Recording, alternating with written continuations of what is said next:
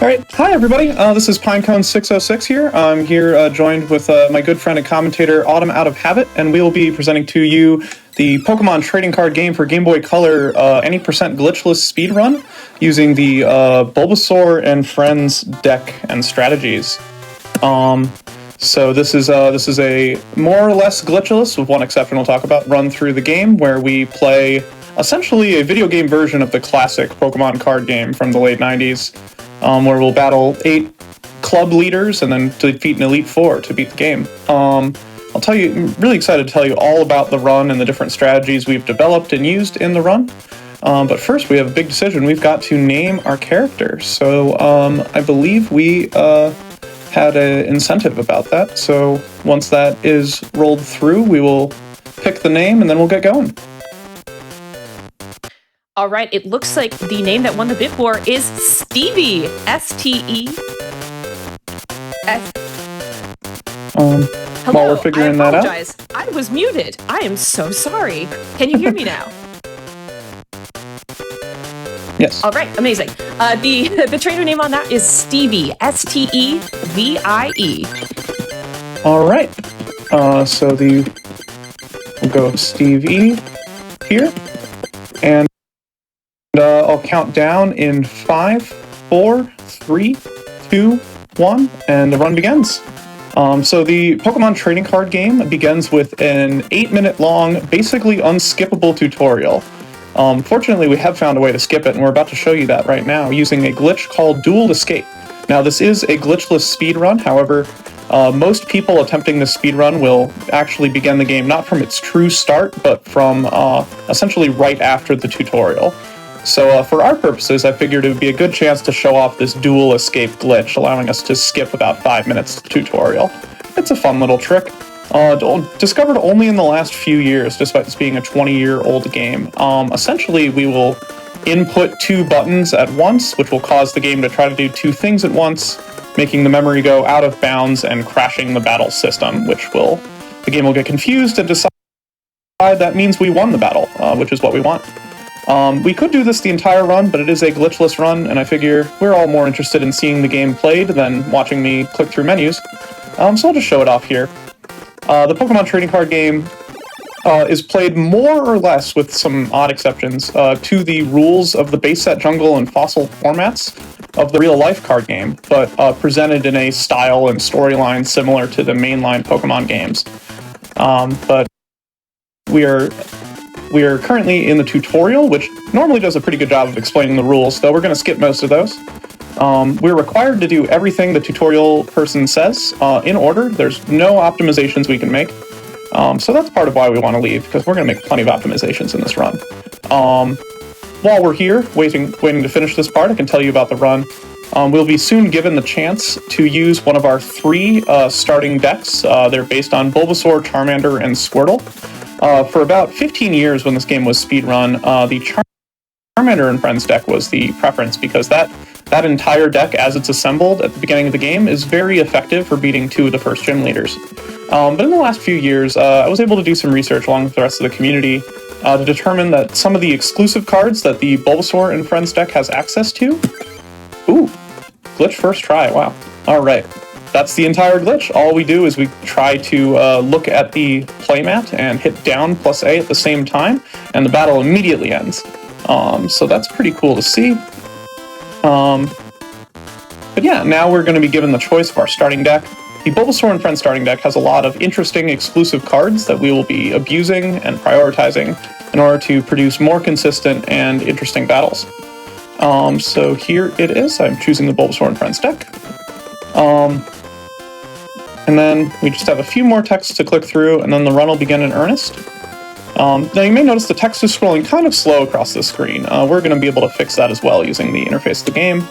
We're going to go to our config screen here, set the message speed to fast. And now all of the text will instantly flash on the screen. A true run starts when you hit continue when resetting there, so just for timing purposes we did that here. We run over to the computer where the game gives us 1 booster pack immediately, just as a welcome present, I guess, and we might as well pick up the free cards while we're here. Now we are talking to this lab tech who is very nice to us. He will give us energy cards if we have less than 10 in our inventory. There's no limit to the number of times you can do this. So after he gives us 10 of every energy card, we make a second deck that we fill entirely with the energy cards he just gave us in order to receive even more free energy cards from this guy. Now we go over to the Fighting Club to do two things. First is to talk to our rival, who is telling us about how we have no chance to beat him. We'll see about that in about 50 minutes or so. And then we talk to Mitch, the Fighting Club leader, who tells us that in order to battle him, we'll have to battle his minions, which he sends around the map. And now it is time to build our deck. We take the starting deck we were given, the Bulbasaur and Friends deck. We are actually not going to use Bulbasaur at all, or almost any of the cards they give us, because we are primarily concerned with two at the very beginning, Hitmonchan and Electabuzz. We'll use Hitmonchan here. The Hitmonchan deck takes advantage of Hitmonchan's high HP and strong, fast attacks to win battles very quickly.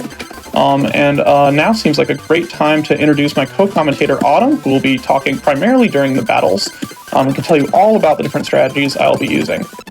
Hey, can I interrupt a second before Autumn introduces herself?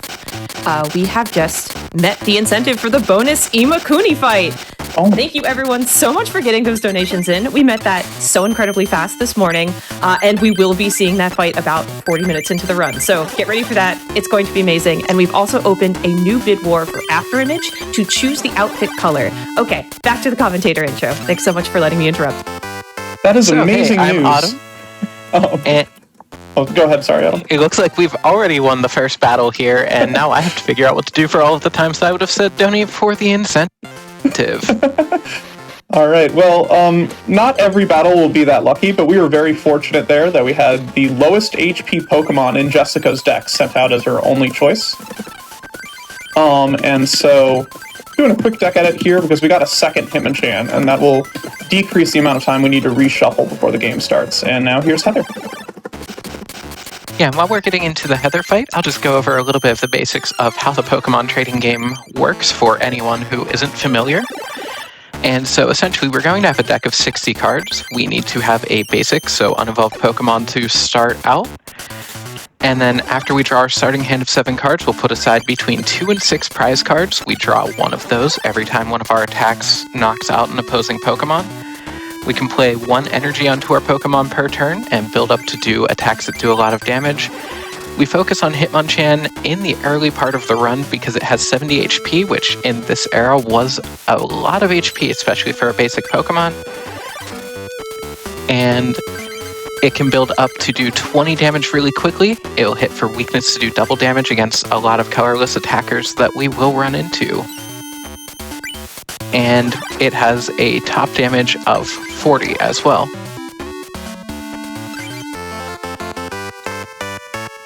And so that is Heather through here. So you'll notice the booster packs we're getting in these first few fights say Coliseum. There are 4 types of booster packs, but they do not contain an even balance of quality cards. The Coliseum ones have all of the best ones. I'll tell you more about that later.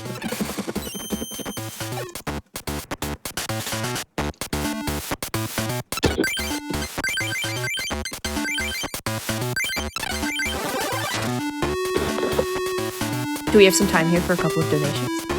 Now would be a great time. Sure yeah. do. Amazing.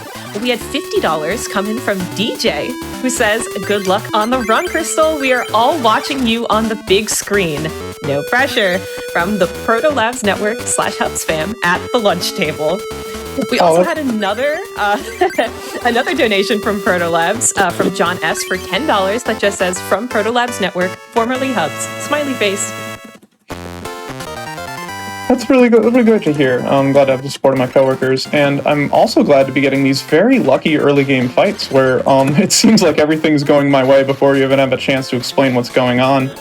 We're essentially trying to battle all of these, all of the non-gym leader battles we need to beat the game right away at the beginning, because they're the ones with the Coliseum booster packs that will give us the good cards, and the longer that we have access to the best cards in the game, the better our decks will be, the faster we'll play. This is Nicholas here. He's one of the easier fights in the Lightning Club. We have to beat all 3 Lightning Club members in order to get through there, but his deck is very simple, so I like to battle him early to get some confidence and a nice easy win.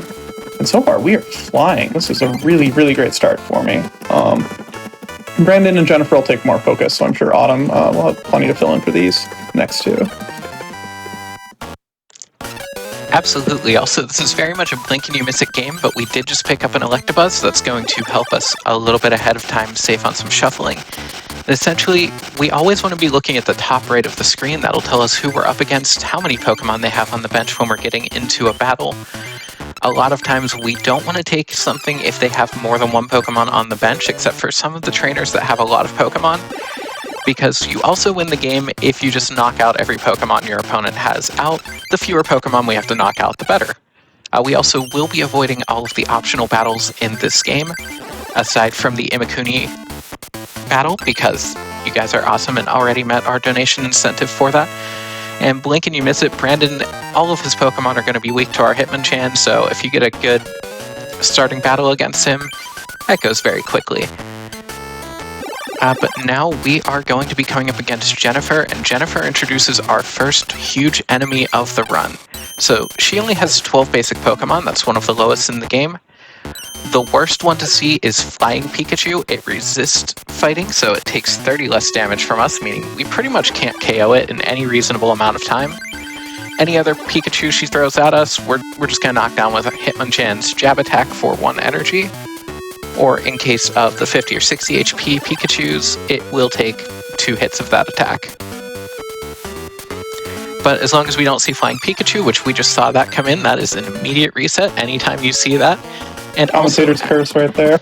As a little quirk here, if you look behind Pinecone in her frame, you will see Flying Pikachu as a pillow. That's my stress relief pillow. I got that at a convention a couple years ago. As soon as I saw that, I knew I needed to have it to deal with some of the more frustrating times in runs and resets. We actually see Flying Pikachu in a second place later on, though it's much less frustrating there based on the deck we'll have at the time. Also, we did get one of the only other type of booster pack we care about, which is Mystery. That can give us Articuno and double colorless energy, which will come into play a little bit later. Not as important as the Coliseum packs, which get us our Hitmonchans, our Scythers, and our Electabuzzes, as well as our Duck Trio. But here we are one-on-one against the Meowth. It is weak to our fighting damage. In this situation, we would hope to have a plus power, which is arguably the best trainer in the game. It lets us do 10 more damage. So that would let us one-shot it. We weren't able to get that, but still Meowth goes down in 2 turns, and that is a very nice Chris fight.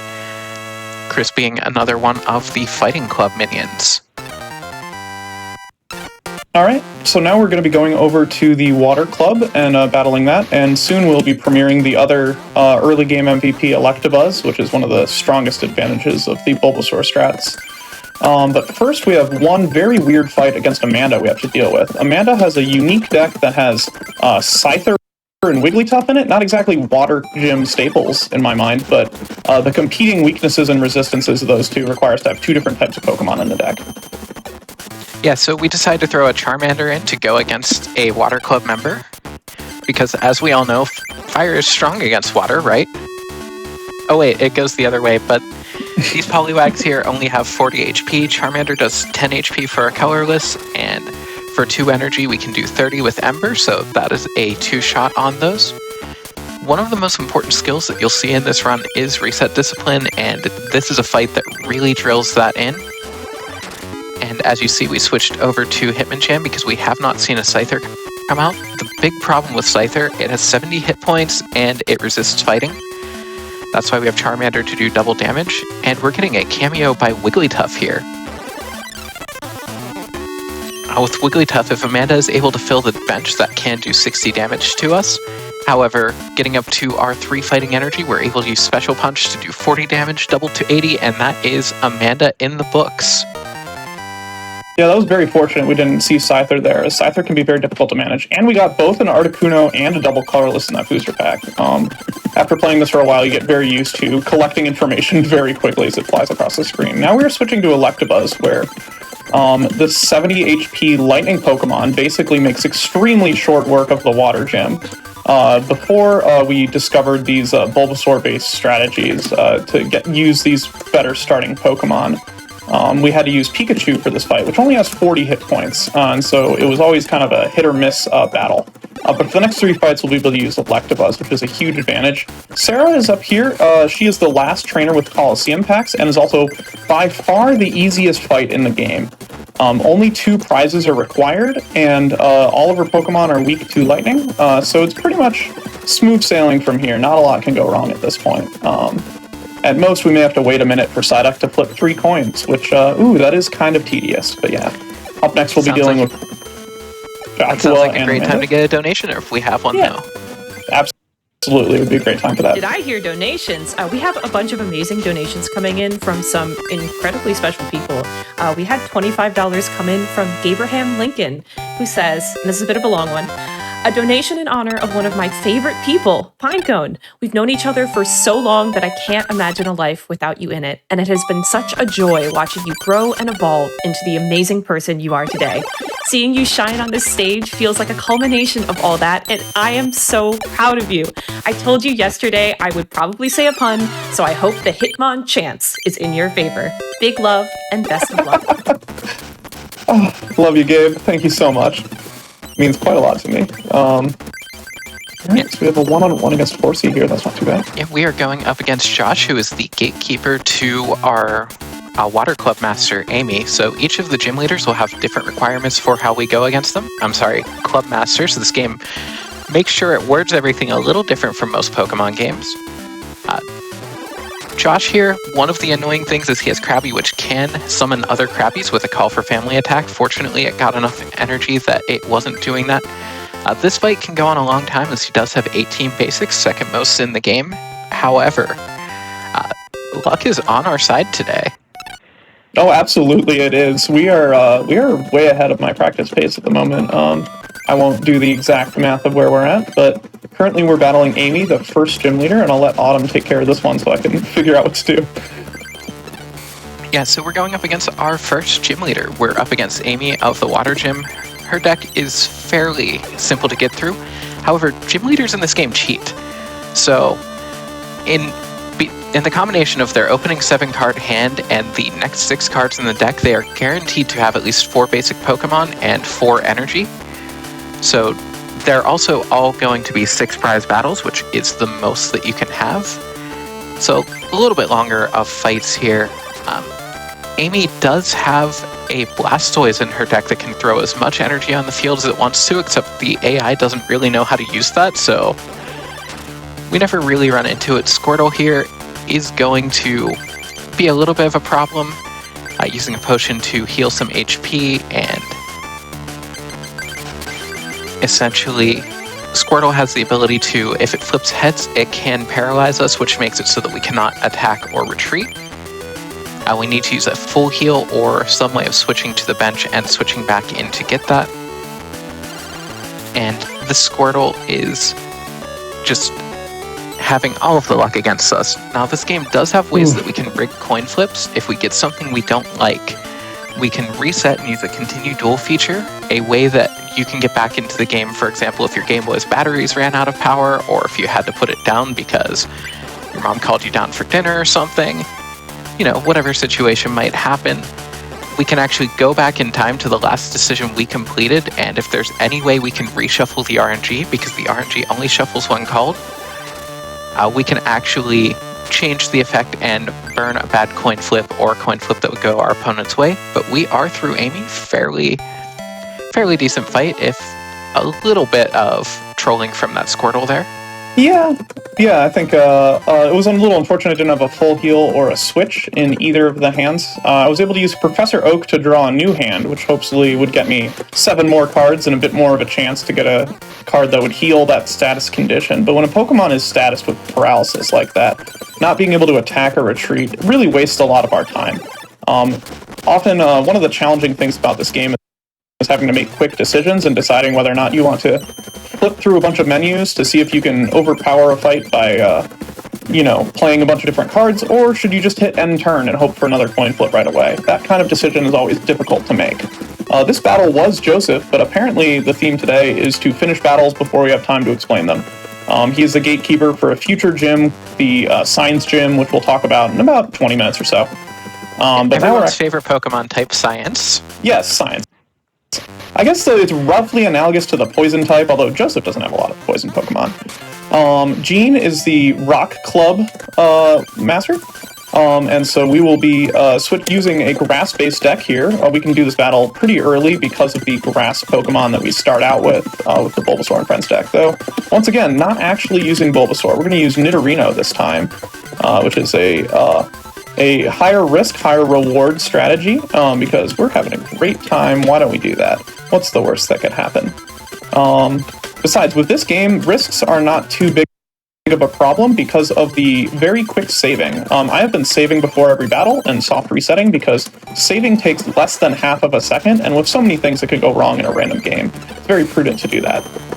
We may have a chance to do an RNG manipulation here. I have a Pokeball in my hand. Pokeball is a trainer that only works when you get heads. It allows you to search for Pokemon. Rather than just using it blindly and hoping for a heads, I can use Nidorann's Horn Hazard attack. And whenever that attack produces a heads, I can reset the game, take that heads that would have gone for that coin flip right here. And now I can use up that heads on this Pokeball, where I'm guaranteed to now get Nidorino, the evolution we're looking for. Yeah, Nidorino really helps our damage output here in the Jean fight.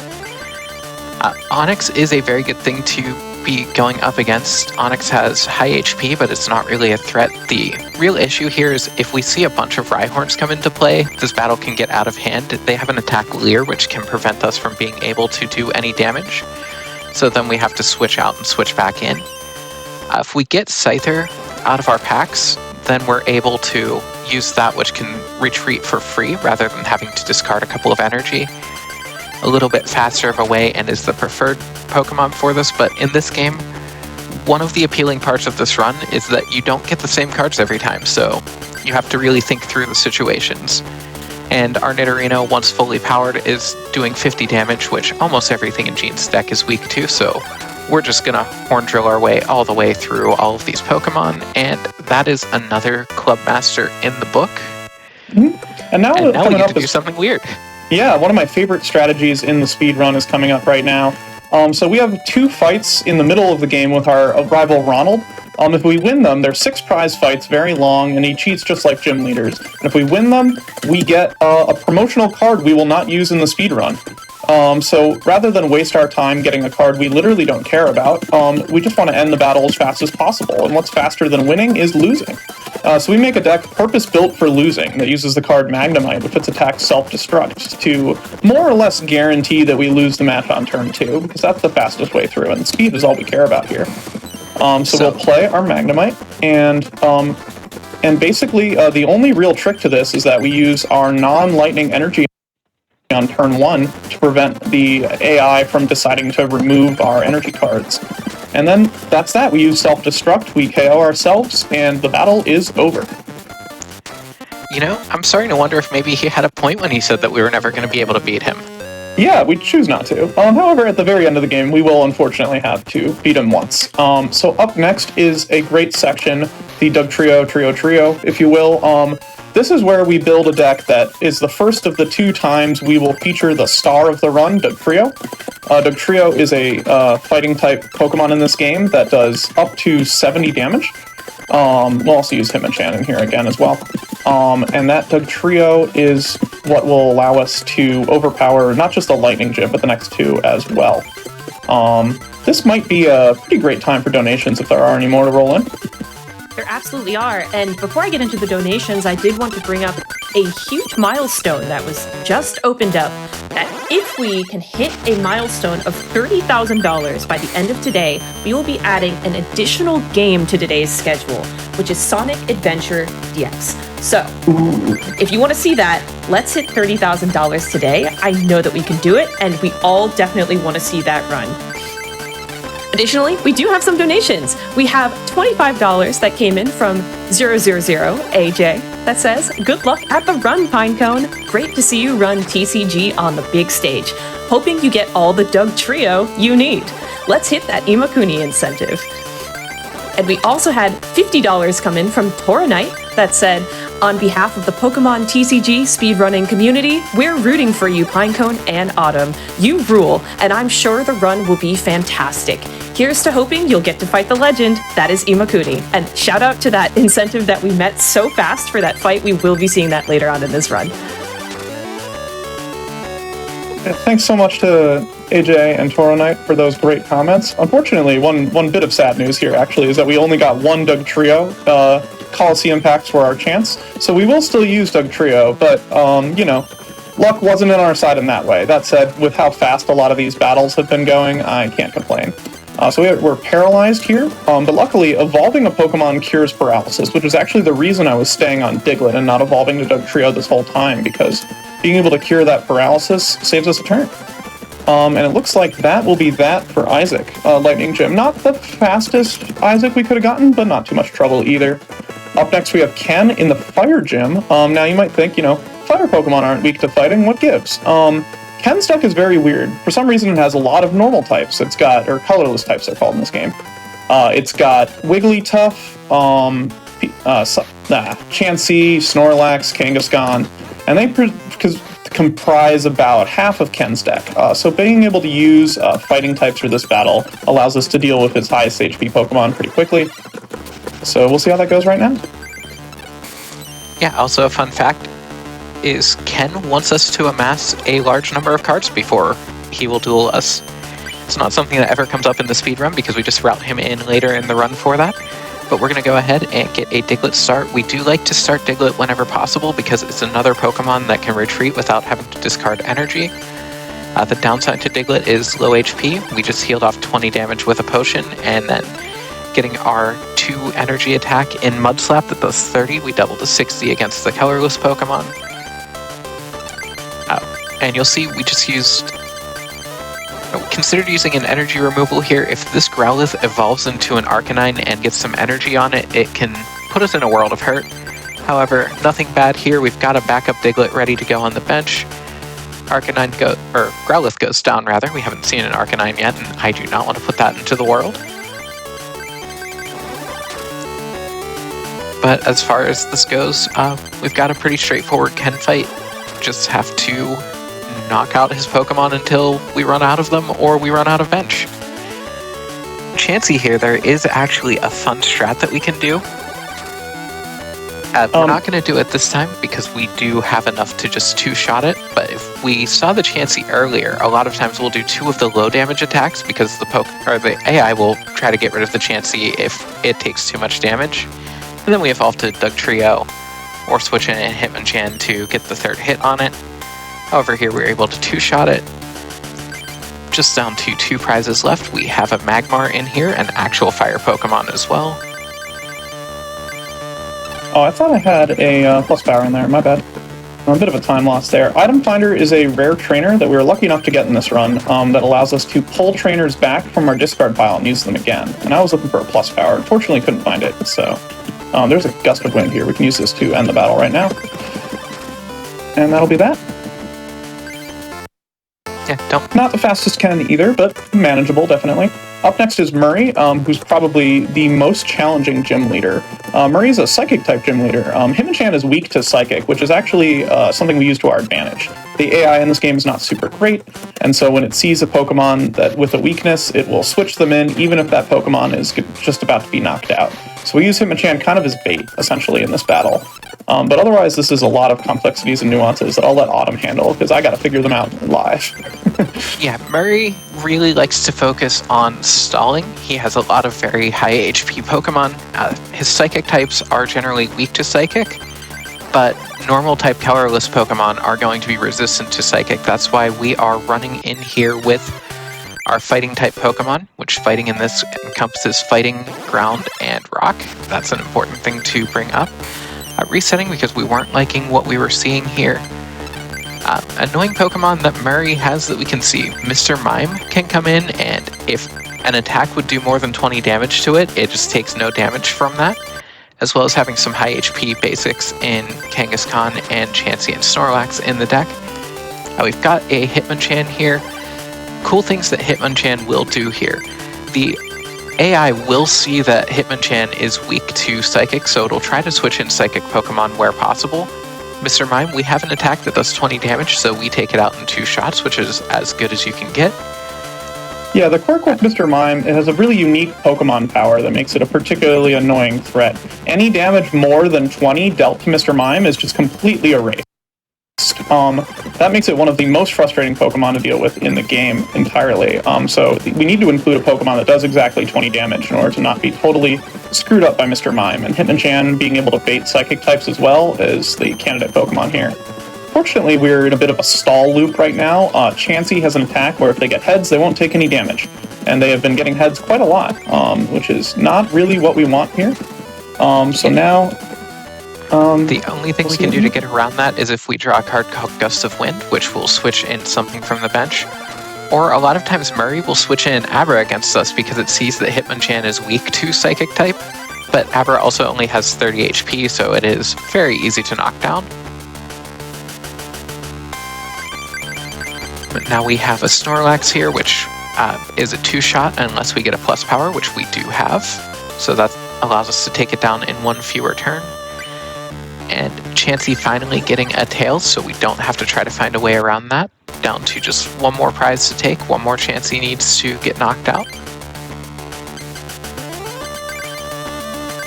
And there we use a build to draw 2 more cards. 80 damage on Chansey. Opponent switches in a Snorlax, and... Alright, and that will be battle. Coming up very soon after this, we will need to know about the Imakuni... Oh, we already met the Imakuni incentive. Silly me. Sorry. I had in my notes to check here if we had met it or not, but we shattered that goal very quickly. Thank you to everybody for donating for the cause. I really appreciate it. Alright, coming up, it is time. Since we made that deck earlier, the one with Magnemite, the fact that we have to challenge our rival a second time is no problem. We simply select the deck we already made, and now we can self-destruct against Ronald. Since you already know what's happening here, this might be a great time for another donation. And do. We had $100 come in from Greg that just says, love from the FRC community. Smiley face. Aww. Kaboom Pow also sent in $125 that says, greetings from Asia. I'm headed to bed, but good luck, Crystal. You've got this. And shout out to all of our viewers on the other side of the world. Incredible. All right, yeah, wow, I cannot believe the reach we have here. That is amazing. So now we're picking up a promotional card, Mewtwo, which we unlock after beating the Psychic Club.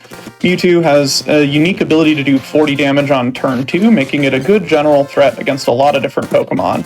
But now we have to go unlock Imakuni, which involves talking to this lady who tells us about Imakuni, and then Imakuni will be waiting for us in the Fighting Club with unique music and a very unique costume and set of cards. Imakuni is sort of the, I guess... Oh, I have to edit my deck. Imakuni is, I guess, the... Tingle, you would say, of the Pokemon trading card game universe. Imakuni is a real person in real life, a musical artist as well as a graphical artist, who is involved in the Pokemon trading card game community and makes all sorts of parody cards and other silly things. He's a well-known public figure in the Japanese Pokemon trading card game space, and is extremely weird. But we can work with extremely weird here. So we're going to battle Imakuni. His promotional card is a trainer card named after himself, which has the unique ability of confusing his own Pokemon. It's not clear to me why anyone would use a card that confuses their own Pokemon, but confusion will actually cause a 50% chance of Pokemon attacking themselves. So far we have done nothing in this battle, and the Pokemon is already almost knocked out. Showing the power of Imakuni, the trainer card. What a very silly ability, you know? So otherwise, this battle's pretty straightforward, and we just kind of have Mewtwo do everything, I think.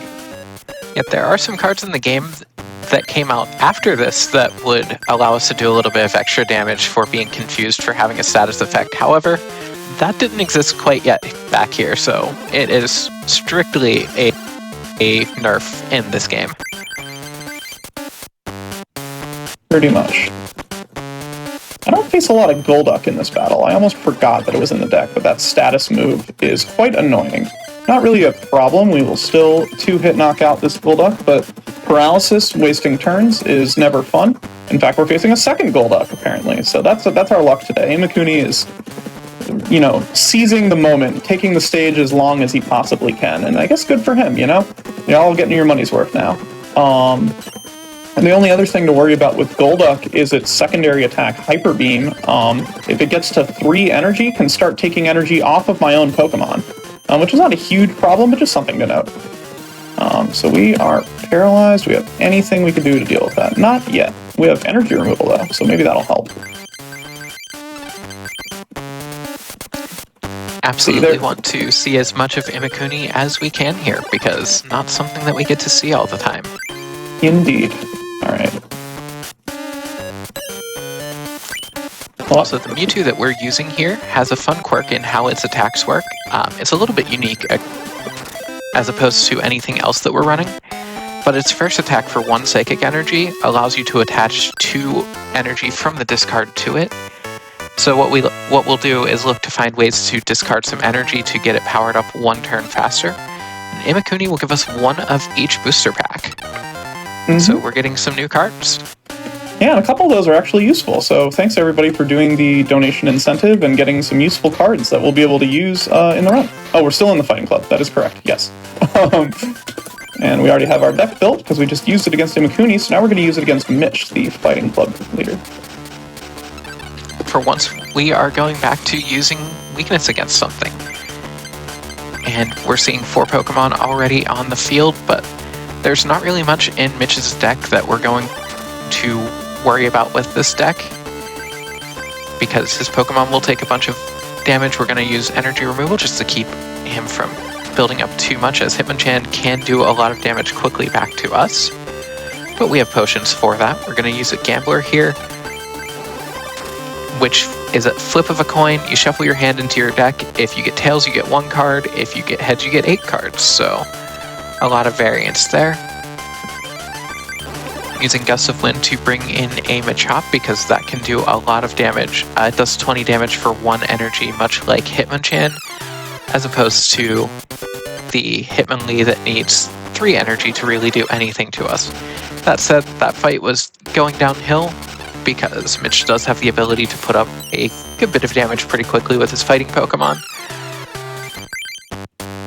Yeah, unfortunately, I took a little bit too much damage in that first round, and so now I'm trying to find a more careful start to the battle that will be a little bit less risky. This isn't too bad.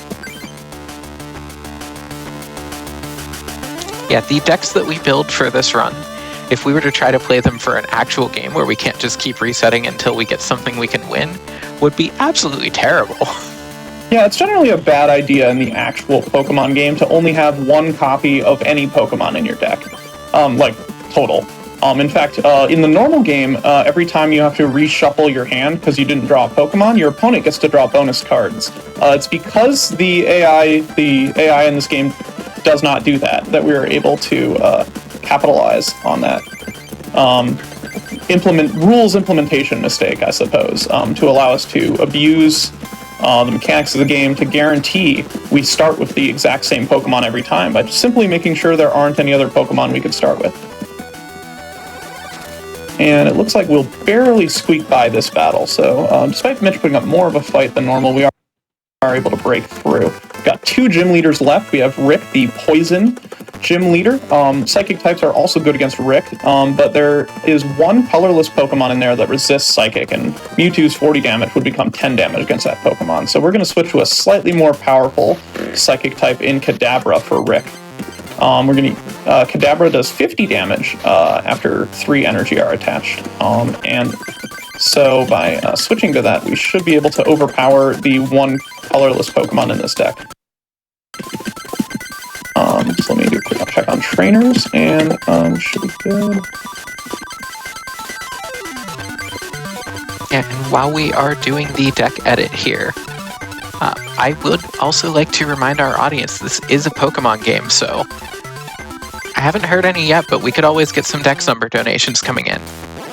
As we go up against Rick from the Science Club here, we defeated his assistant, which made him finish an experiment that he was in process of. We're starting an Abra here. Abra can do 10 damage for 1 psychic energy and hit a paralysis if we get heads on a coin flip. It also retreats for free. The downside to Abra is it only has 30 HP. So we switched into a mysterious fossil, which is an item that pretends to be a Pokemon, but our opponent can't take any prizes for it. That way they knock that out rather than knocking out our Abra, because this Mewtwo could be a problem here. And we're resetting to see if we have a way to get rid of that tail so that we can try to get this Mewtwo paralyzed so it doesn't KO us back. Or looks like Pinecone is saying, you know, this frame wasn't going to work. We're just going to reset, try again, see if we get better luck. Yep, yeah, I think all the good luck we had at the beginning is starting to run out now, unfortunately. But once we get our 3 energy attached and we're able to evolve to Kadabra, this fight is pretty quick. The main things we have to worry about are status effects from the other Pokemon, and other situations like that, which shouldn't be a huge deal. How can I deal with this Mewtwo? Oh, I can just put in a fossil.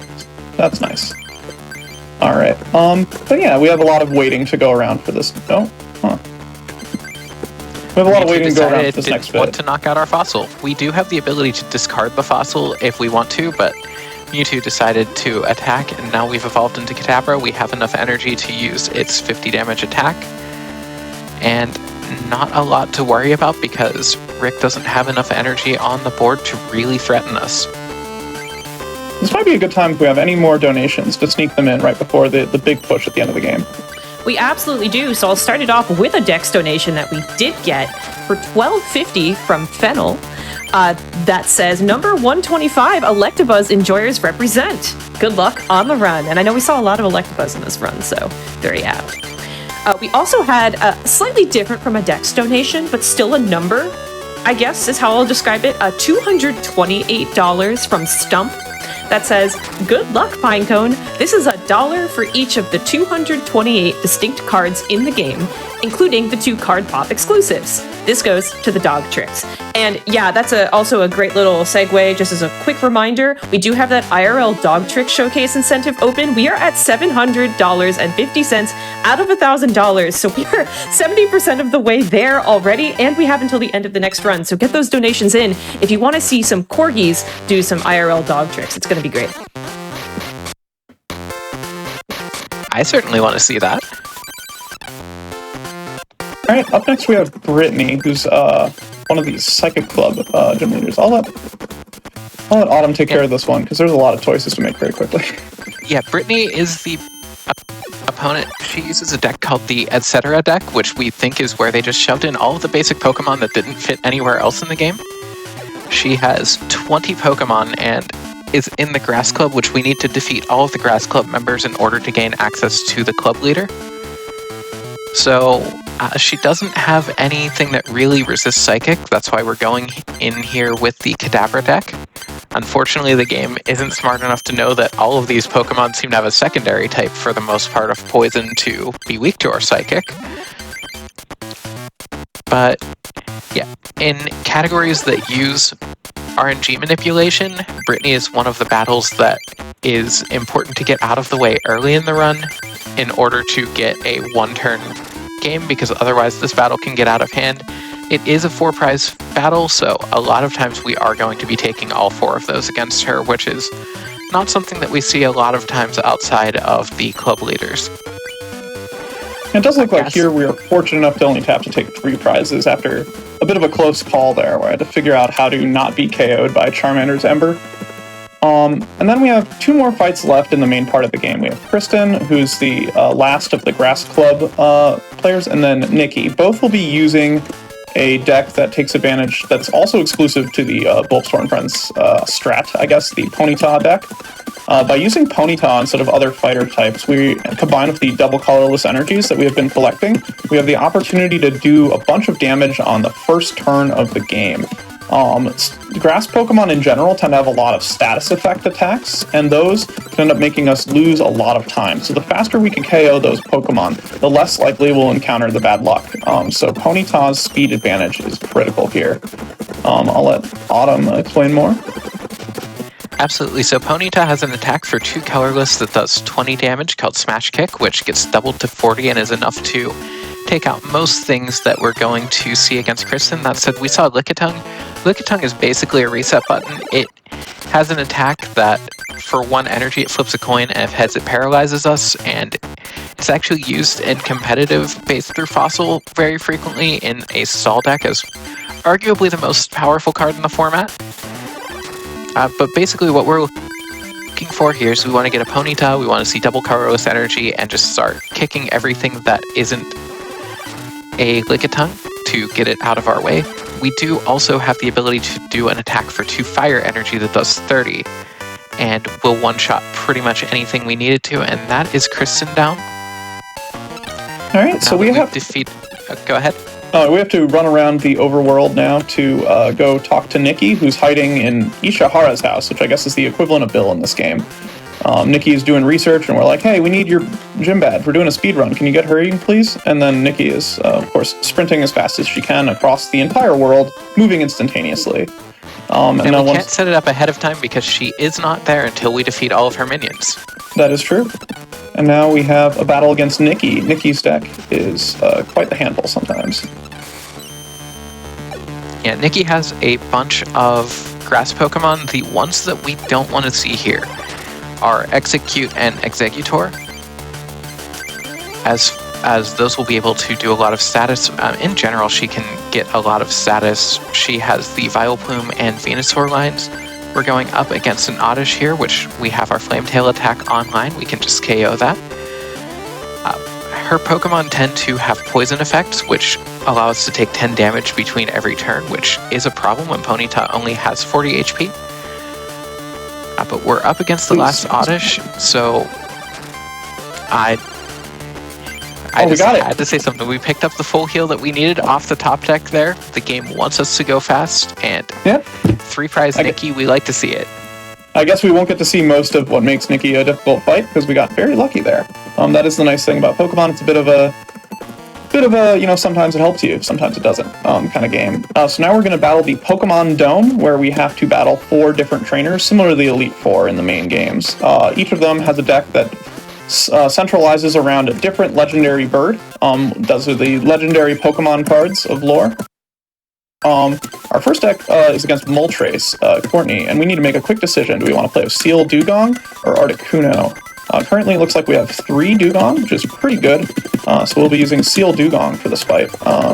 Do one last quick look at the trainers I have available to me, making sure I don't overcommit to anything that isn't too important. And it looks like we're in a pretty good spot here, so maybe I will take out a few trainers at the end to make sure we have at least 20 energy. So maybe I'll take out an energy search and an extra... we're good. And now we take on the Pokemon Dome. One challenge with Courtney, unfortunately, is that there's this unskippable 20-second cutscene before the fight starts. So the penalty for resetting a fight against Courtney is longer than any other battle. So we really kind of have to take whatever we can get here, unless it's an absolute loss. So we'll see what happens. Yeah. Also, in the Elite Four here, their deal is that each of them has the legendary Pokemon cards, which are the 4 legendary birds: Articuno, Zapdos, Moltres, and Dragonite, which is a legendary bird, apparently. But we're going up here. Seal has 60 HP and can do 10 damage. That's not the reason why we have it, though. We have it because Dugong will do 50 for 3 energy. A quirk about the legendary cards is that even though they are of a type, the Moltres, as we just saw, does not take double damage because they have no weakness. They also resist fighting type attacks, which sometimes we still fight them with fighting types anyway, but in this battle, our water types overpower all of the fire type Pokemon in this deck. One of the Pokemon that Courtney does have, the legendaries, Moltres, because there are a couple of different Moltres cards, does allow her to pull more energy into her hand when she plays it onto the bench. Also coming at us with 100 HP. That said, we're throwing on a defender to reduce damage. We're taking our HP back with a potion, and all of the battles in the dome are going to be to 6 prizes.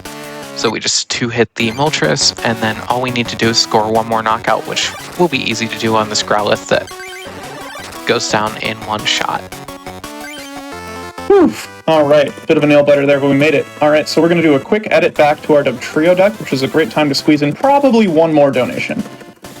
Amazing. Well, big news. We did also pass $17,000 raised for the National Women's Law Center. So amazing work, everyone, today. Thank you so much for your donations. It's incredible to pass that milestone during the first run of the day. So congratulations to everyone, and thank you so, so much. I also wanted to let you all know that we have another incentive open for you to donate towards and keep pushing towards that $30,000 milestone by the end of today. We can upgrade After Image, which is 2 runs from now, to Advanced difficulty, and that will make enemies much stronger and show a lot of harder strats for the run. But the run is only a couple of minutes longer. How does that happen? How do they do it? We won't know unless we unlock that harder difficulties to get those donations in. And lastly, I'll end off with a little donation. We have $20 that came in from Mischief Max that says, screenshot of a Facebook Messenger chat, timestamped January 12th, 2018. Max, do you watch AGDQ speedrun stuff? Crystal, not yet. What's that? Proud of you for absolutely crushing it on your first GDQ appearance and introducing a brand new category 2. Congrats and good luck on the Imakuni fight. Wow, thank you so much for that donation. Apparently an incredible good luck charm, as I was able to get a very rare 3-turn Steve KO there after a couple tries, but I wasn't even going for that, and it just sort of happened. So we didn't really even have time to explain what is one of the more frustrating fights in the game. So that's the power of your donations, everybody. So now I'm switching back to Seal and Dugong. Basically, for the rest of the Elite Four, you have the option to either keep going with Dugtrio or use Seal and Dugong. Since we only got one Dugtrio, I'm deciding to use Seal and Dugong here because while the ceiling is lower in terms of absolute time, potentially, I mean, there's a lot of random factors, it is a much safer strat. And ultimately, I want to secure the pretty good time that we're on pace for right now. So let's see what we can do. Yeah, we're up against Jack now, who is the Water-type Elite Four member. Also in our Discord, in the community Discord channel, I Lost the Run to, Jack makes very frequent appearances, as he likes to say no. The Lapras that we are up against, as it starts putting damage on us, is going to ramp up the amount of damage it can do with its energy very quickly. A little bit of a different fight here since we are coming in with Seal and Dugong. Normally we would be using Dugtrio if we had more than one of them, because even the legendary birds that resist it still go down faster through that than to most things. But Dugong is a very consistent strategy that we can use, as it puts out 50 damage, which is enough to hit anything in this deck except for a couple of Chansey that are here. Lapras does have an attack Confuse Ray, which is the absolute worst thing that we want to see, as that makes us flip a coin to see if we even can attack or if we're just going to hurt ourselves. Oh, that reset was unnecessary. I had a full heal in hand, fortunately. Just getting a little nervous here, as you might expect.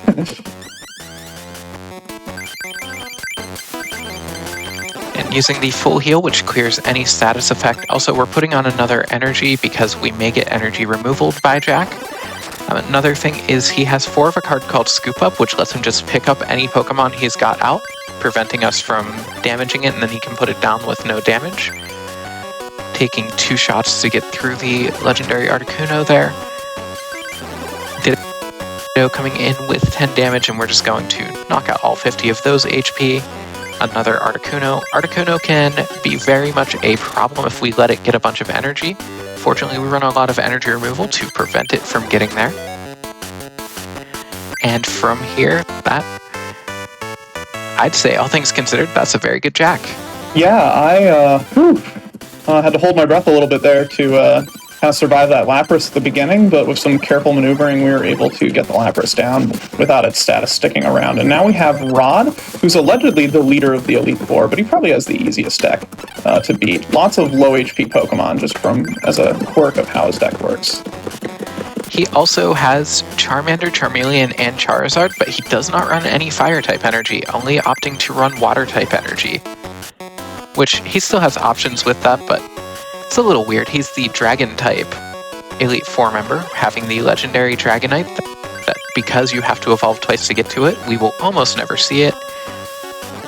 We want to make sure that Magikarp doesn't get a chance to evolve into Gyarados, because that has a lot of HP and will do a lot of damage to us. However, Magikarp only has 30 HP, so not much of a threat on its own.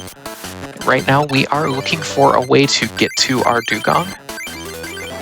Starting to power up a second seal on the bench in case we run into problems. The other Pokemon other than Gyarados we don't want to see, probably the biggest one we don't want to see, is Dragonair. For 3 energy, that can flip 2 coins and do 30 damage to us for each heads. And in addition to that being a lot of damage, coin flips take about a second and a half here, so we want to minimize how many coins our opponent gets. Kangaskhan is able to use an attack for 1 energy to draw an extra card. And are we sure that this Dugong is still in our deck? Like, I think we might have just dropped our deck between allegedly. Battles. If this goes on too long, we might have to do the unthinkable, which is trying again, but we have 2 powered up seals, so as soon as we find even one of those, we should be good, but we're not even finding any Pokeballs, and that's Charizard even. Wow. I've never seen one of those. Alright, I think this is a sign. I think it's time to try again, and maybe make sure we have a Dugong in hand before we start playing. That's definitely the safest thing to do, especially because these dome battles do allow for quick resets. We do have a Pokeball in hand, so we can use our RNG manipulation strategies to increase our odds of getting Dugong off that Pokeball. So we'll give that a shot this turn. We have 2 Pokeballs now. This is just really showing off how much of this game is making micro decisions on, do you reset? Is it going to be faster to just try again for the battle, or is it going to be faster to hope that you get the card that you need? And a lot of times it feels like whichever one you picked is the wrong answer. Absolutely. But we are getting the heads on our Pokeball coin flips, so that gets us a Dugong. Unfortunately, now we need a water energy, so we'll eventually get all the cards we need in the right order, just not necessarily today. There we go. Yeah, fortunately we have, as opposed to 3 Dugong, we have 18 water energy in the deck, which in the modern TCG is an absurd amount that's only run in about 1 deck in the meta, but in this era that was fairly common. We just didn't have as many ways of pulling things out of our deck whenever we want them. And now that we've got our Dugong powered up, there's not a whole lot that can stop us here. Because it's a Dragonite deck, we see a lot of Dratini, and those only have 40 HP. We do 50 damage. No more Charizard this time, although glad we were able to check off our That's Never Happened before. Yep. Yep. Yeah, first time for everything. Might as well be in a marathon, right? Alright, so our final battle is against Ronald, and unfortunately we do not have the option to lose this one. We do have to beat Ronald in order to beat the game, and he has one of every legendary bird in a very chaotic deck that can go very quickly if we're extremely lucky, but much more likely is a bit of a slog. I'm going to be resetting until I have a Dugong in hand this time. I've learned my lesson. Or a Pokeball or Professor Oak. So we'll see. And nothing here? Ronald's deal is he has one of each, or at least one of each, of the legendary birds, including the Dragonite, 2 of the Moltres. He only runs Fire Energy and Double Colorless Energy. He's also running 1 of each evolution, so if there are any Eevee enjoyers in chat, we've got that option, as well as we're seeing a couple of Kangaskhan's here to help Ronald get some more cards into his hand. This can be one of the fastest battles in the Dome, or it can be pretty slow. But we're just going to see, using Gusts of Wind to bring in a Dratini, that way it can't keep drawing cards for him, because the more cards he has, the more things he can do to slow us down.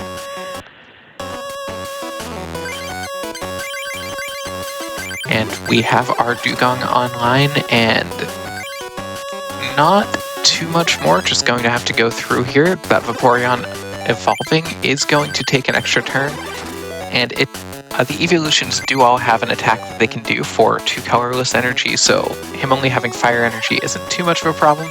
Kangaskhan comes back in to draw some cards. We don't mind that at this point. It's just going to take 2 Aurora Beams to take out.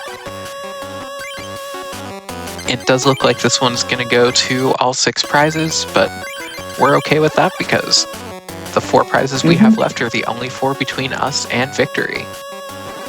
Yeah, you could barely see it splash across the screen, but a big fear is that Ronald just traded one of his Pokemon for a Dragonair, so now we're certain that one Dragonair is in hand.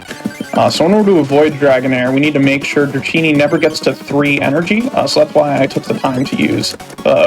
Well, it's not necessarily game over by any means, but we do need to be careful here. Luckily, we have a second attack that's rarely used on Dugong called Ice Beam, and if we get the heads here, we can paralyze Dragonair and stop him from KOing us.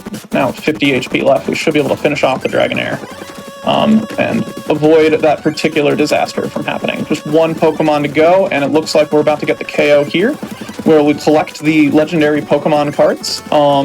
We'll be running to the back room of the Pokemon Dome to play a quick cutscene where we will receive all 4 of the legendary Pokemon cards, which will take about 10 or 15 seconds.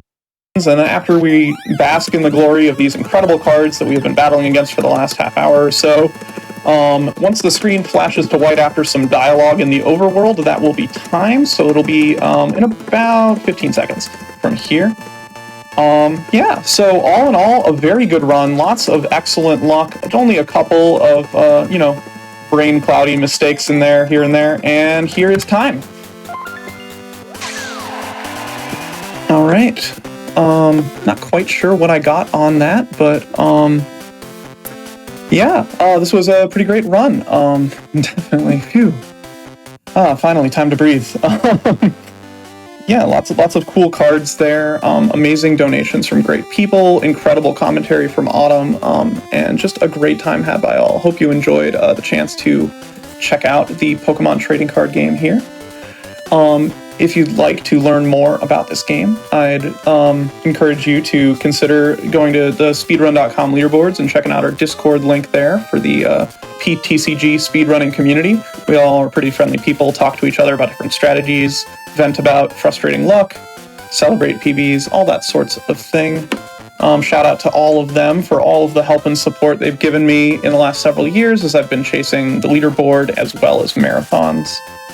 As well as shout out to all of the lovely people at my workplace, all of my friends and family that have been tuned in, giving donations, making me cry in the middle of the speed run, just otherwise filling me with joy today, and quite a fun time all around. Yeah. Autumn, you got anything to add? I just want to give another shout out to chat for getting that Imakuni incentive met so quickly that we didn't even have to ask about it. Thank you to Frost Fatales for putting us on here. It's awesome to get to show off the TCG on such a great stage. A very fun and unique Pokemon speedrun. Thank you, Pinecone, for having me in here for commentary, and just great run. Yeah, this was a lot of fun, and had a lot of good outcomes. Autumn's the best in the business in the TCG commentary world, certainly, and I couldn't imagine doing this run with anyone but you. So, yeah, thanks so much. You didn't make me talk about 3 simultaneous runs of this with different routes at the same time this time. That is true. It wasn't a race this time, thankfully. Yeah, thanks to the whole Frost Fatales community, or Flame Fatales community, Frost Fatales volunteers, and general staff for putting on a great show that I'm looking forward to watching for the rest of the week. And yeah, best of luck in raising money for such a good cause.